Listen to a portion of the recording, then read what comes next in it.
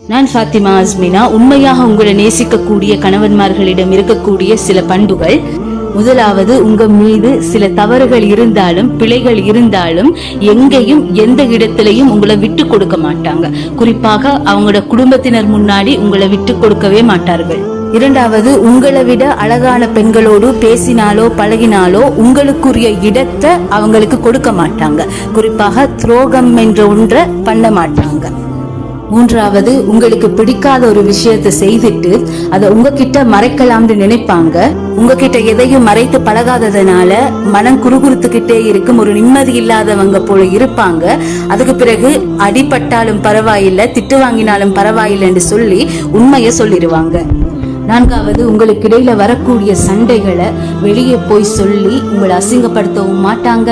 எந்த பெரிய சண்டையிலும் கீழ்த்தரமான வார்த்தைகளை உங்க மீது பிரயோகிக்கவும் மாட்டாங்க.